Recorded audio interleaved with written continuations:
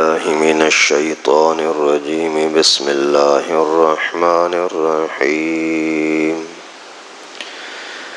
إن المتقين في جنات ونعيم فاكهين بما آتاهم ربهم ووقاهم ربهم عذاب الجحيم كلوا واشربوا هنيئا بما كنتم تعملون متكئين على سرر مصفوفة وزوجناهم بحور عين والذين آمنوا واتبعتهم ذريتهم بإيمان ألحقنا بهم ذريتهم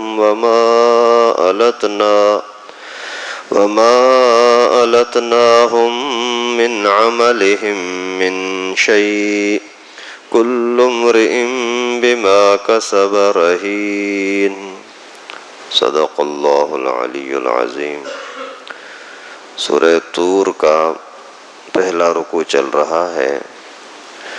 گزشتہ آیات مبارکہ میں اللہ تعالیٰ نے قسمیں کھا کر کے اس بات کو سمجھایا کہ قیامت آنی ہے اور تمہیں قیامت کا سامنا کرنا ہے، اور یہ کوئی مذاق مستی کی باتیں نہیں ہیں، یہ ایک حقیقت ہے۔ وہاں آ کر کے لوگوں کو احساس ہوگا کہ ہائے افسوس، کاش کہ ہم پہلے ہی دنیا کے اندر ان باتوں کو مان لیتے، لیکن اس وقت ان کا افسوس کرنا، رونا دھونا کسی کام کا نہیں ہوگا۔ اور اللہ تعالیٰ نے پھر کچھ نافرمانوں کا انجام بتلایا کہ ان کو جہنم کے اندر دھکیل دیا جائے گا، بتایا جائے گا کہ یہی ہے وہ جہنم جس کا تم انکار کرتے تھے، اور سخت قسم کی ذلت اور رسوائی کے عذاب میں ان کو ڈال دیا جائے گا۔ تو یہاں سے آگے پھر اللہ تعالیٰ نے ایمان والوں کا تذکرہ فرمایا کہ وہ بڑے اعزاز کے ساتھ، عیش و عشرت کے ساتھ، بڑی عزت کی زندگی میں رہیں گے۔ ان المتقین فی جنات و نعیم، اللہ تعالیٰ فرماتے ہیں کہ متقی لوگ باغات میں اور نعمتوں میں رہیں گے۔ فاکہین بما آتاہم ربہم، بڑے خوش ہوں گے اس ماحول کے اندر جو کچھ اللہ نے ان کو دیا ہوگا۔ ووقاہم ربہم عذاب الجحیم، اللہ تعالیٰ نے ان کو جہنم کے عذاب سے بچا لیا، اس کی وجہ سے بہت ہی خوش ہوں گے۔ اور ان کو لیے اعلان ہوگا کلوا واشربوا ہنیئا بما کنتم تعملون، کھاتے رہو پیتے رہو عیاشی کے ساتھ، خوشگواری کے ساتھ اپنے اعمال کے بدلے۔ متکئین علی سرر مصفوفہ، ٹیک لگائے ہوں گے صف بصف تختوں کے اوپر۔ وزوجناہم بحور عین، اور ان کی شادی کرائیں گے ہم، جوڑے میں دیں گے ان کو بڑی آنکھوں والی انتہائی خوبصورت عورتوں کے ساتھ۔ والذین آمنوا واتبعتهم ذریتهم بإیمان الحقنا بهم ذریتهم، اور جو لوگ دنیا میں ایمان لے آئے اور ان کی اولاد بھی ایمان کے اندر ان کے تابع رہی، تو ہم ان کو بھی ان کی اولاد کے ساتھ ملا دیں گے۔ وما ألتناهم من عملهم من شيء، اور ان کے اعمال میں سے کچھ بھی ہم کم نہیں کریں گے۔ کل امرئ بما کسب رہین، اور ہر بندہ اپنے اعمال کے ساتھ ہی جڑا ہوگا۔ یہاں اللہ تعالیٰ نے ایمان والوں کے لیے بہت ہی اعلیٰ اور عمدہ قسم کی نعمتوں کا ذکر فرمایا کہ جو لوگ بھی متقی ہیں، تقوی کی زندگی گزارتے ہیں، ان کو کیا ملے گا۔ پہلے نمبر پر تو یہ سمجھیں کہ تقوی یا ایمان ہے کیا چیز۔ متقی لوگ جنت کے اندر ہوں گے، نعمتوں میں ہوں گے، اللہ تعالیٰ کی رحمت میں ہوں گے۔ تو متقی لوگوں سے مراد ہے وہ ایمان والے جو ہر نافرمانی سے بچنے والے ہوں۔ تقوی اختیار کرنے والا یعنی پرہیزگار بننے والا۔ پرہیزگاری کیا ہے؟ شرک سے پرہیز کرنا، کفر سے پرہیز کرنا، اور کبیرہ گناہوں سے پرہیز کرنا، نماز چھوڑنا ہے اس سے پرہیز کرو، نہ چھوڑو بھائی۔ زکوٰۃ کی لاپرواہی اس سے بچو۔ چوری زنا ہے، ٹھگی ہے، کسی کے ساتھ دھوکہ ہے، کسی کے اوپر ظلم ہے، کسی کو تنگ کرنا ہے، یہ سارے کبیرے گناہ ہیں۔ تو کبیروں سے بچنا یہ ہے پرہیزگاری، یہ ہے تقویٰ۔ اسی طریقے سے ہر وہ کام جو اخلاقی لحاظ سے گھٹیا سمجھا جاتا ہو، برا سمجھا جاتا ہو، اس سے بچنا یہ پرہیزگاری کے زمرے میں آتا ہے۔ ہر وہ کام جس کے اندر اللہ تعالیٰ کی نافرمانی کا کوئی شبہہ ہو، اس سے بچنا یہ پرہیزگاری ہے۔ یعنی آدمی جب بھی جو بھی کام کرے نا، پہلے تھوڑا سا سوچ لے اس کے کرنے میں نقصان تو نہیں ہے، گناہ تو نہیں ہے۔ اگر ایسا سوچ لیا تو پھر اللہ تعالیٰ اس کو پرہیزگار بننے کی توفیق بھی عطا کریں گے، اور اگر پرہیزگار بن گیا تو پھر اسی کو لیے جنت میں جانا آسان ہو جائے گا۔ حضرت عمر رضی اللہ تعالیٰ عنہ سے پوچھا گیا کہ حضرت یہ پرہیزگاری تقویٰ کیا چیز ہے؟ تو حضرت نے فرمایا کہ اگر آپ کسی ایسے جھاڑیوں کے راستے سے جا رہے ہوں جہاں ہر طرف سے کانٹے ہوں، اور آپ کے جسم کے اوپر پتلے سے کپڑے ہوں باریک سے، تو وہاں کانٹوں سے جسم کو کس طرح سے بچا کر نکلتے ہو، یہی پرہیزگاری ہے۔ مثال کے طور پر یہاں سے آپ جا رہے ہو، سامنے کیچڑ کہیں ہوتا ہے، کہیں چھوٹے چھوٹے پتھر ہوتے ہیں یا کوئی کانٹے ہوتے ہیں جو پاؤں کے اندر چبھنے کا خطرہ ہوتا ہے، تو پھر آدمی کیسے ڈرتا ہے، وہاں سوچ سمجھ کے یہ قدم رکھے گا، پھر یہ قدم رکھے گا، ایسا نہ ہو کہ کیچڑ میں میرا پاؤں خراب ہو جائے، ایسا نہ ہو کہ کانٹا مجھے چبھ جائے۔ تو اس طریقے سے یعنی ایک ایک قدم اٹھانے کے اندر، رکھنے کے اندر کتنا احتیاط کرنا پڑتا ہے کہ یہ نقصان نہ ہو جائے، یہ نہ ہو جائے۔ تو بالکل اسی کا نام ہے تقویٰ۔ دنیا کے اندر جو کھاتے پیتے ہو اس کے اندر احتیاط کرو کہ یہ جو میں نوالا اٹھا رہا ہوں یہ صحیح ہے یا غلط ہے۔ اگر میں کسی کے پاس جا رہا ہوں تو میرا یہ جانا صحیح ہے یا غلط ہے۔ مجھے جو یہ پیسے ملے ہیں تو یہ پیسے استعمال کرنا میرے لیے صحیح ہے یا نہیں ہے۔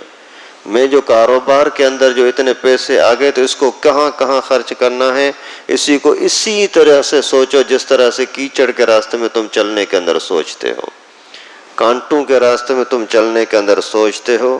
تو اسی طرح سے اگر ہم تھوڑا سا غور کریں گے نا تو اللہ تعالیٰ کی طرف سے ایک بچنے کی توفیق بھی ملے گی، اور اسی ہی کا نام ہے تقویٰ۔ تو جب تقویٰ کی زندگی آپ کو مل گئی تو بدلے میں کیا ملے گا؟ جنت ملے گی، باغات ملیں گے، جنات، کئی سارے باغات۔ ایک ہی باغ ہزاروں لاکھوں درختوں کا پر مشتمل ہوتا ہے، لیکن اللہ تعالیٰ نے ایک باغ نہیں فرمایا، کئی سارے باغات ملیں گے، لیکن ساتھ ساتھ نعمتیں بھی ہوں گی۔ دنیا کے اندر باغ تو ہوتا ہے لیکن اس میں اللہ کی رحمت نہیں ہوتی تو وہ باغ سوکھ جاتا ہے، کام کا نہیں رہتا۔ وہی باغ پھر اس کے لیے عذاب کا ذریعہ بن جاتا ہے۔ کوئی چور آ گیا، کوئی ڈاکو آ گیا، باغ پر قبضہ کرنے کے لیے ماری گولی گیا۔ تو باغ بھی ہوگا لیکن ساتھ ساتھ اللہ کی نعمتیں بھی ہوں گی، رحمت کے ساتھ ہوگا، اور بڑا خوشگوار ماحول ہوگا۔ یہ نہیں کہ باغ تو مل گیا لیکن اندر باغ میں جانے کے باوجود پریشان ہے۔ کہیں میں نے واقعہ کوئی پڑھا تھا کہ ایک شخص تھا اور وہ بڑا سردار قسم کا اور بڑا روب تھا، لوگ اس کو واہ واہ کرتے تھے کہ اس جیسا بادشاہ کون ہو سکتا ہے، عزت والا کون ہو سکتا ہے۔ کسی اللہ والے نے اللہ تعالیٰ سے دعا کی کہ اللہ تعالیٰ مجھے عزت کی زندگی دے، مجھے سکون کی زندگی دے۔ تو اللہ تعالیٰ نے اس کی دعا قبول فرمائی اور دل میں ڈالا کہ بتا تو کیا چاہتا ہے، کس کی طرح رہنا چاہتا ہے۔ تو اس نے بولا کہ وہ فلاں بندہ جو ہے بڑا روب تاب، خوش، ہر لحاظ سے نعمتیں ہیں، اس کے پاس باغات بھی ہیں، سواریاں بھی ہیں، سب کچھ۔ تو اللہ تعالیٰ نے اس کے دل میں ڈالا کہ جا کر کے اس سے پوچھ تو لے وہ کتنا خوش ہے۔ وہ وہاں چلا گیا، اس کے ساتھ بات چیت کرتے کرتے کرتے آخر پوچھا یار تیرا گزر سفر کیسا ہو رہا ہے؟ پہلے تو نہیں بتا رہا تھا، پھر اس کی آنکھوں میں آنسو آ گئے۔ بولا کہ مجھ جتنا پریشان اور کوئی نہیں ہو سکتا۔ ارے بھائی کیا ہوا؟ تیرے پاس باغات ہیں، کھیت ہے، سرداری ہے، اور ہر طرح کی سہولتیں اللہ نے تجھے دی ہوئی ہیں، تیری حسین خوبصورت بیوی ہے. تو یہ کہنے لگا کہ بس ان باتوں کو چھوڑ دیں، میرے اندر مردانہ طاقت نہیں ہے، اور اس وجہ سے میری اہلیہ میرے پاس ٹکتی ٹھہرتی نہیں ہے. اور اس طریقے سے اپنے دکھڑے سنائے اور وہ بھی بندہ رو پڑا. تو باغات ہوں لیکن سکون نہ ہو، یہ بھی ہو سکتا ہے. تو اللہ تعالیٰ نے اس وجہ سے فرمایا کہ جنت کے اندر باغات تو ہوں گے لیکن سکون بھی ہوگا، خوشگواری بھی ہوگی، مزے کے ساتھ رہو گے. اور یہی اللہ کا کتنا بڑا انعام ہے کہ ان کو اللہ نے جہنم کے عذاب سے بچا لیا. وَوَقَاهُمْ رَبُّهُمْ عَذَابَ الْجَحِيمِ. اور اعلان ہوگا کُلُوا وَاشْرَبُوا هَنِيئًا بِمَا كُنتُمْ تَعْمَلُونَ، کھاتے پیتے رہو خوشگواری کے ساتھ. کوئی خوف نہیں ہے کہ بل زیادہ آ جائے گا اور دکاندار کے پیسے زیادہ چڑھ جائیں گے. نہیں، جتنا کھانا ہے، جو کھانا ہے، اور دبا کے کھاؤ، پیٹ بھی خراب نہیں ہوگا، ہاضمہ بھی خراب نہیں ہوگا. اور یہ جو کچھ کھایا پیا اس کو نکالنے کی بھی ضرورت نہیں ہے کہ کہاں جائیں گے لیٹرن کے اندر اور کہاں بیت الخلا اور واش روم باتھ روم ڈھونڈوں گا. نہیں، کوئی ضرورت نہیں ہے. بس ایک ڈکار آئے گی، وہ بھی خوشبودار، اس ڈکار کے اندر سب کچھ آپ کا ہضم ہو جائے گا.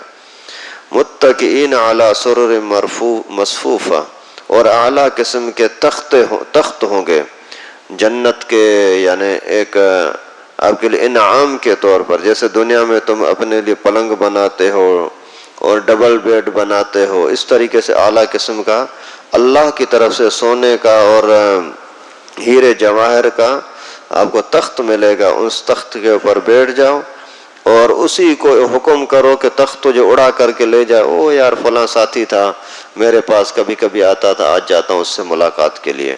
اسی تخت پر آپ بیٹھے ہو ہوائی جہاز کی طرح اڑ کر کے آپ کو وہاں پہنچا دے گا.